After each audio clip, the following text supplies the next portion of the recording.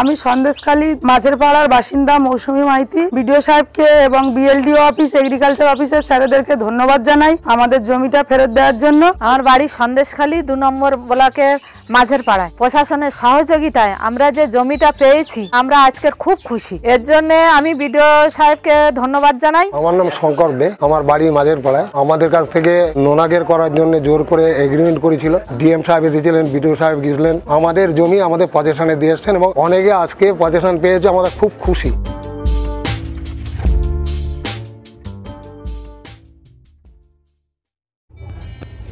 দোলের প্রাককালে শান্তিনিকেতনের পথে আমরা।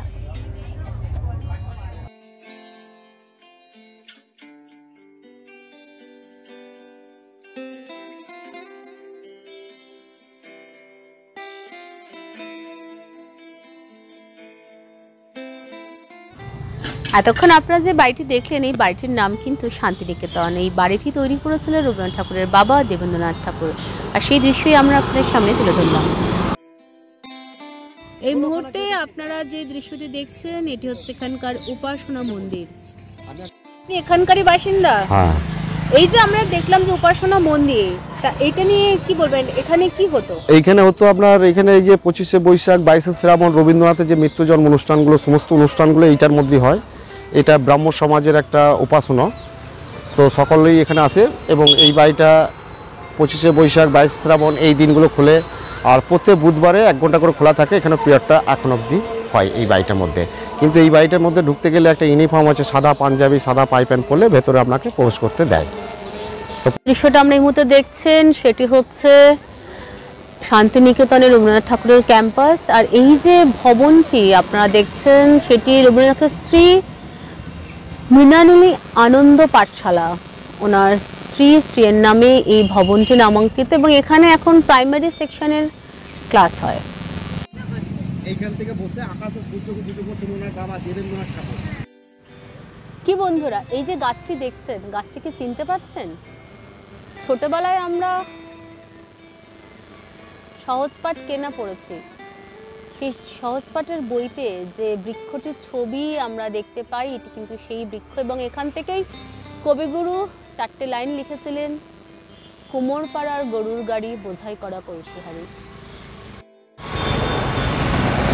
সেই 4টে লাইন, কুমোরপাড়ার গরুর গাড়ি বোঝাই করা কলসিহারি, গাড়ি চালায় বংশীবদন সঙ্গে যে যায় ভাগ্নে মদন।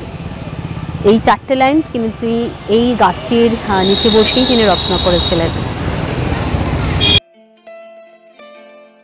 আমি এই মুহূর্তে রয়েছি শান্তিনিকেতনের রবীন্দ্র ভবনে। এখানে রবীন্দ্রনাথের বিভিন্ন জিনিসের ওপর, তার ব্যবহৃত জিনিসের ওপর রয়েছে যেমন মিউজিয়াম, তার সাথে রয়েছে তার 5টি বাড়ি। আসুন সেই বাড়িগুলো আমরা আপনাদের ঘুরে দেখাই। এই যে ভবনটি দেখছেন এর নাম কিন্তু বিচিত্রা। এটি শান্তিনিকেতনের উত্তরায়ণ। সেই দৃশ্য আমরা সরাসরি দেখাচ্ছি আপনাদেরকে। শান্তিনিকেতনের উত্তরায়ণের এই দৃশ্য।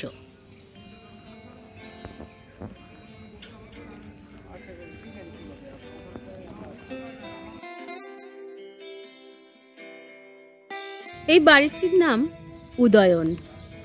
এই বাড়িটি নির্মাণের বিশেষ ভূমিকা কিন্তু রয়েছে কবিপুত্র রথীন্দ্রনাথের। আসুন সেই বাড়ি এবং তার চারপাশের মনোরম দৃশ্য আমরা আপনাদের কাছে তুলে ধরি।